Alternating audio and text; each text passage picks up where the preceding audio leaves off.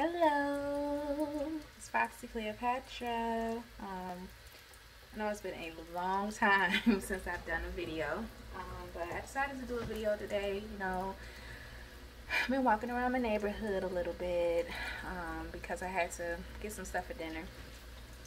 I think I'm gonna make chili tonight. Um, Today is November 3rd. It's our election day. I live in the state of Illinois. And I did take a chance of, I did decide to do early voting. I usually do early vote, but this year, because of the pandemic, I decided to do a mail-in ballot that I actually didn't, I didn't mail it in. I filled it out and I dropped it off yesterday. My husband, on the other hand, has decided that he would like to go to the polls in person. So he's supposed to he should be off because it's 2:30. So he got off work at 1 today. And he said he was going to go ahead and vote on his way home. So I don't know what time he's going to get back from that. I guess I'll see when he gets in how long it was, like what the process was, because yesterday when I went, there was a line that literally wrapped the block, and there wasn't that many people in there. So I'm assuming that it was so many people standing outside because of social distancing, like they were trying to be safe. I did see, like, people spread out. There were places where you can get hand sanitizer. They was, making sure that you had your mask on. They had signs saying wear a mask. And it was probably the fastest I've ever voted in my entire life. Like, literally from parking, walking to the door, putting the ballot in the box, and getting that little sticker that says I voted. It took me probably less than 5 minutes to do something that normally would take me, I don't know, I guess like it could take up to 15 minutes for me to vote, to decide, because we're not only deciding on the presidential election, we're deciding on judges and stuff like that for our county, our area. So this year with the mail-in ballot, I was able to wait a little bit longer and do a little bit more research on the candidates, and also just watch videos and see what they were gonna say. I just feel like it was just easier. I sat down at my kitchen table, filled out everything, and it was just pretty quick. So I am excited, optimistic, hopeful, all of those things about what is to come for the end of this year, next year, because this year for me personally sucked. I am a healthcare worker, but because of illnesses, I had to leave my job. I am immune compromised person, so if you've ever watched any of my other videos, you will know that I have Sjogren's syndrome, and I'm taking an immunosuppressant. So it just made me, I don't know, I guess I was paranoid. I was very paranoid, but I did get like really sick. I think that's like in March I got sick. I've never had to call an ambulance being sick and try to like take me to the hospital or anything like that, but I was so weak. Like, I never felt like this before. So I called the doctor's office, and the doctor ended up telling me that I need to go to the ER. I ended up going to the ER, that very expensive drive that they give you to the emergency room. Everyone was pretty nice, but there was really, they were really saying there was nothing that they could do because I had been tested.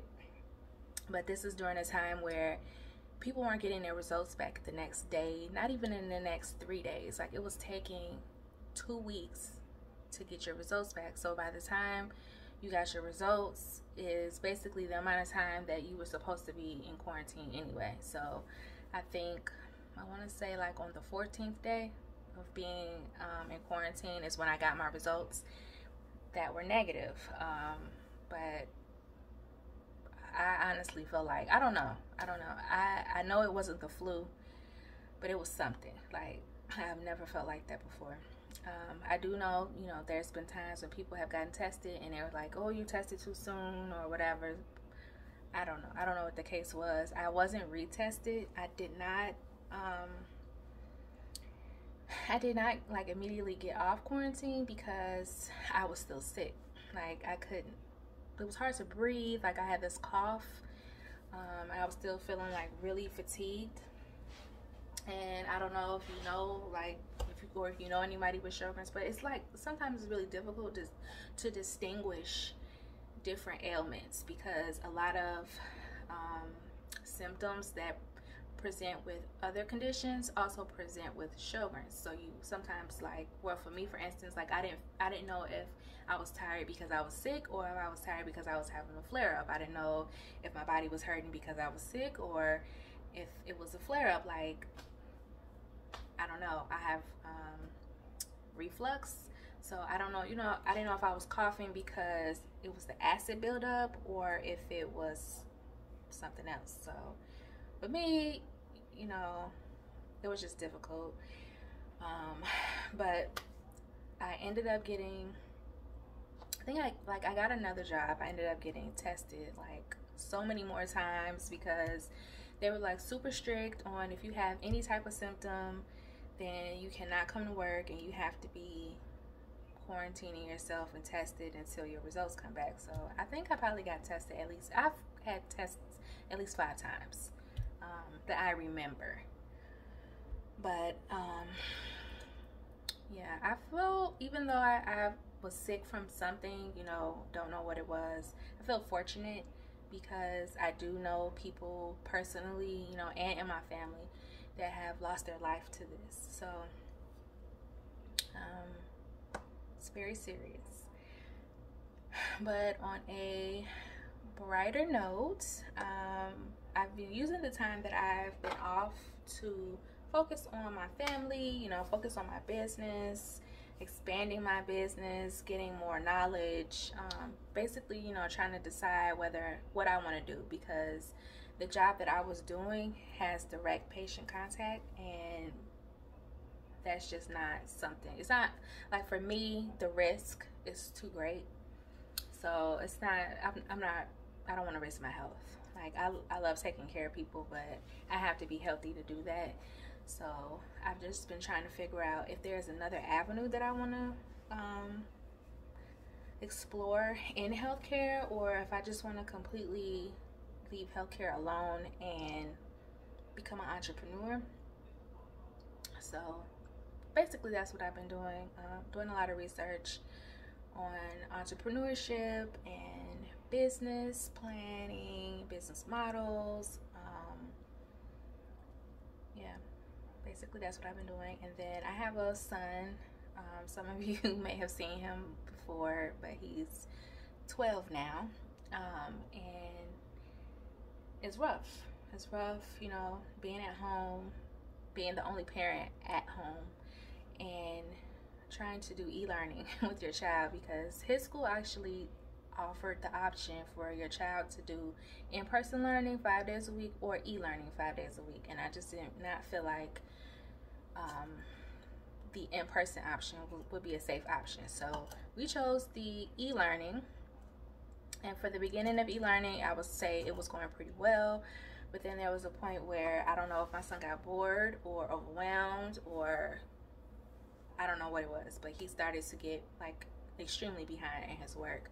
And I've been talking to a lot of other parents, and they've been saying the same thing, like their child that usually excels is not doing the work. They're not doing the work, or they're not comprehending, or they're just bored. Like they don't have any friends, there's some social interaction. So I know that's difficult, like as a parent, telling your child like you can't go play with their friend that they normally would play with, or you can't go see this family member, because sometimes even in families, people do not have the safest practices. Like your philosophy on cleanliness as far as germs and things like that, like it's just not the same. Like they're more laxed, and because I have this health condition, like I'm not in a place where I feel like I can just relax. Like I only let certain people come over my house,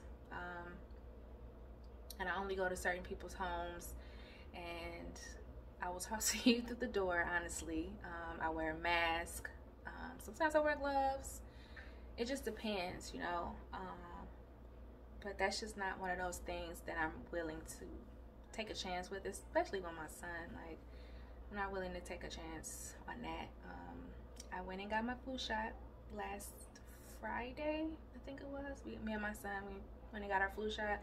My husband is like totally against the flu shot.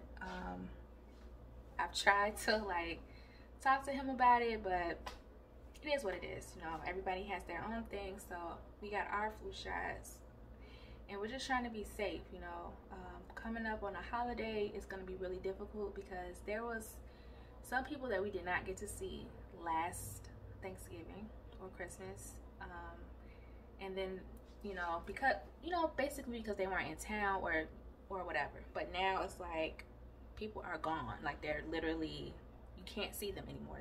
They're dead. So it's difficult.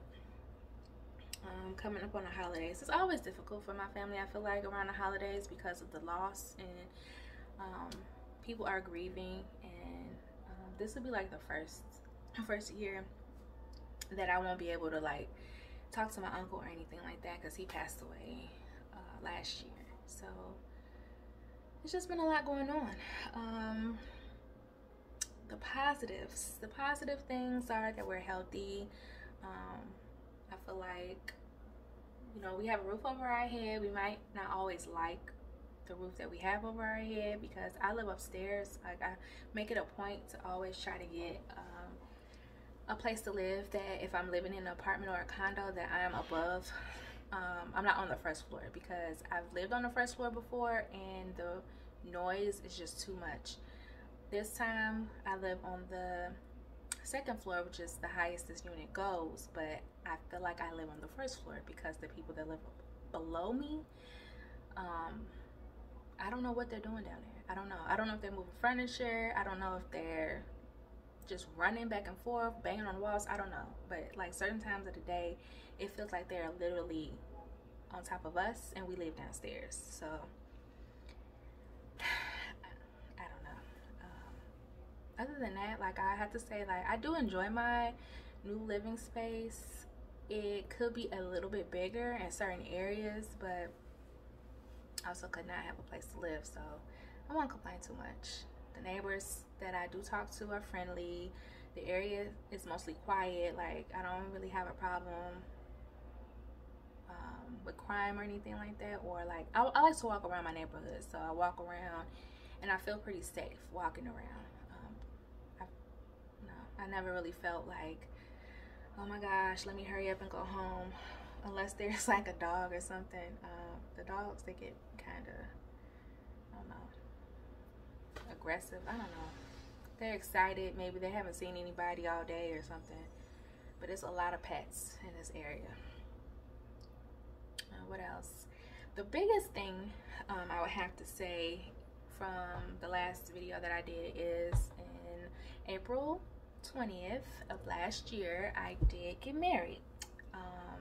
We had a small ceremony. We went to City Hall with our closest friends and our family members, and we got married. And we had a nice honeymoon. And we were planning. We were planning. So, because the world is the way it is, I don't know. But we were planning to have a reception this year, but because of the pandemic, like, you can't really, I don't know, I feel like I can't enjoy myself the way that I would want to with all of this going on. So we're postponing that until the world gets a little better. But yeah, that is a brief update on what has been going on. Today I am cooking, like I said in the beginning, so we can sit down and we can watch this the results of this election I don't know. It would be nice to get the results today, but I doubt that we do. I mean, because so many people early voted, we should be able to, but maybe not. We have to do that.